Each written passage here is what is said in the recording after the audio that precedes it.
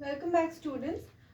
Today in your SST class we'll have a revision of the last chapter study, that is major temperature zones of the earth.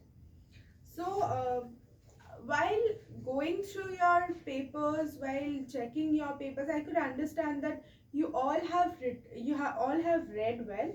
That is very good, but then you have not read the questions properly and written it. So you have to read the questions properly in your exam. You have to go through the questions properly. Whenever you are getting the question paper, just go through each and every word of the question and see the marks given and write.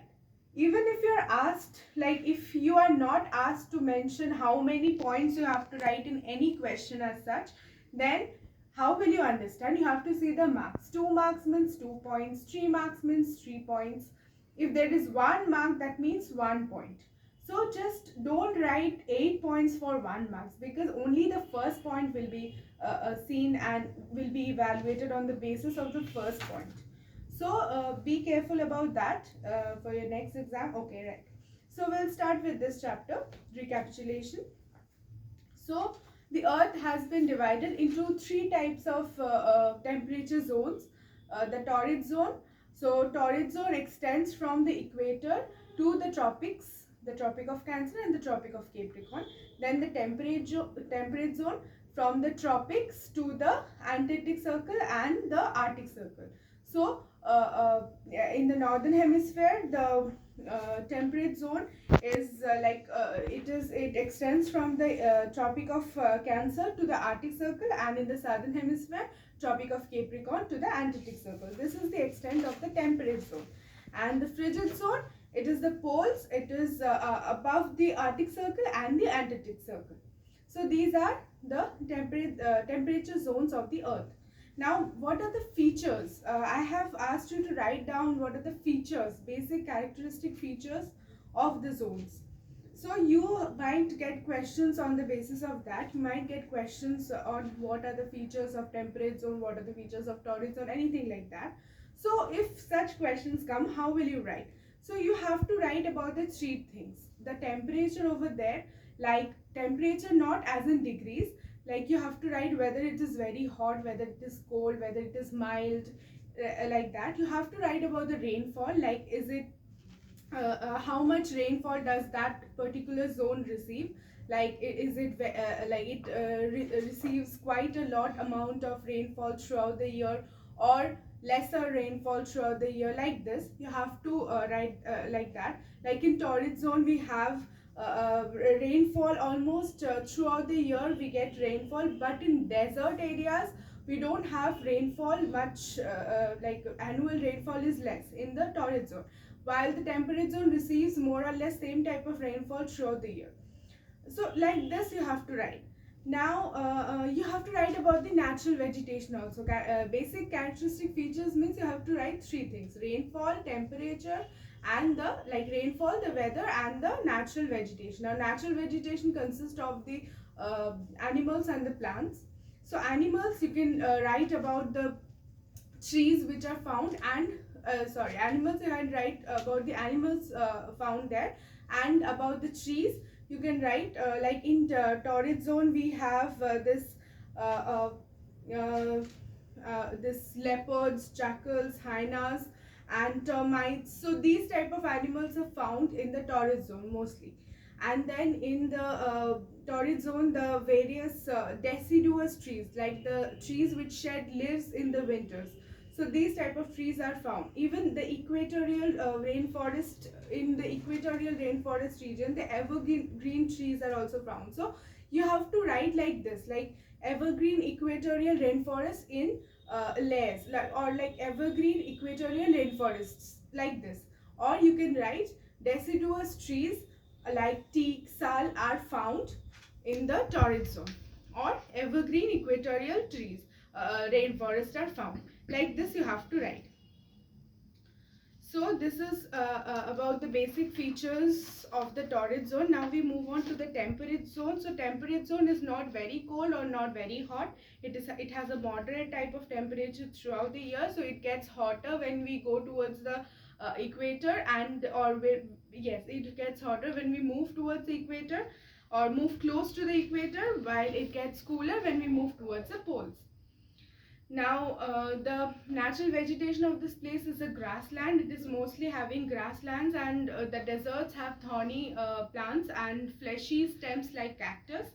Then Mediterranean mixed vegetation like the deciduous, conifers, these type of trees are found mostly.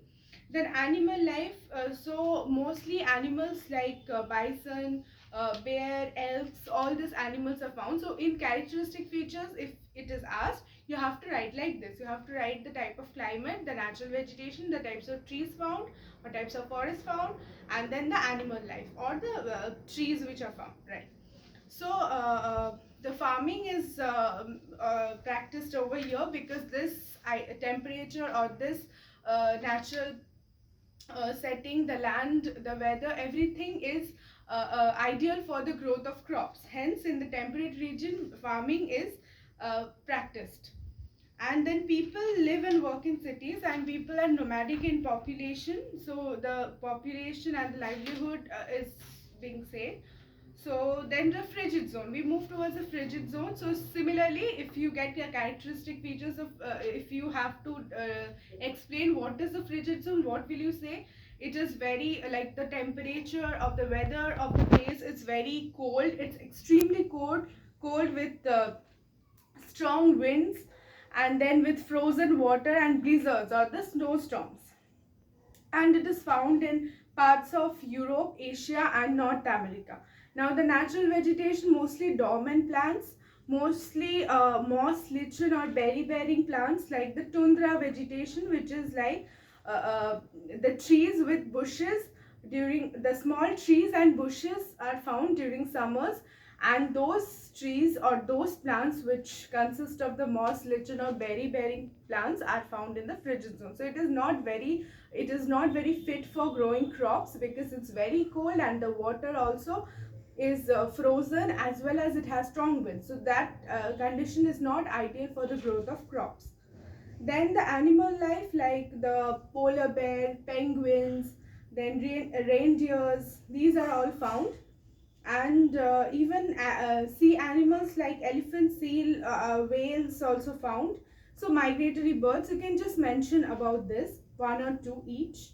And then you can also you can go through that how the people live in how the people exist over there. So mostly they live in the coastal areas, and chief occupation is hunting and fishing, since agriculture is not possible over there.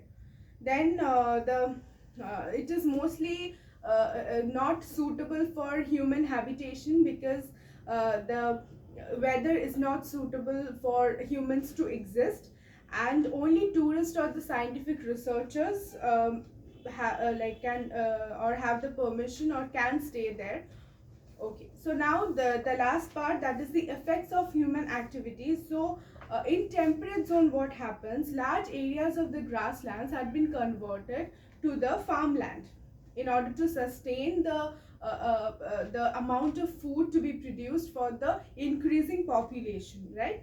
So that is why many animals lost their natural habitats, for which the number of the animals, the number of the population of certain animals are decreasing.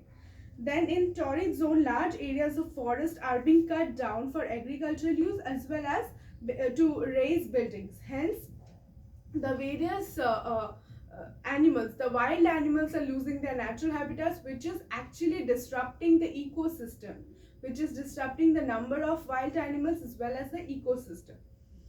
So we should take care of that. We should take care of the fact that the ecosystem doesn't get disbalanced, and in order to increase our or in order to increase our luxury, or in order to increase in order to deal with the increasing population, the wild animals should not be harmed, their natural habitats should not be lost, and we should take care of these. That is what is being said over here. So you just go through the word meanings, and this is the end of the revision of this chapter. We'll revise the rest two chapters later on. And so for your exam, just go through the questions very properly and see the marks and then answer. I hope it is clear what will include the basic characteristic of this three types of temperature zones, the torrid, temperate and frigid. So if such questions comes, you will be able to write, you will be knowing what exactly this question demands. So just go through the chapter properly, and we'll be meeting in the next class. Thank you.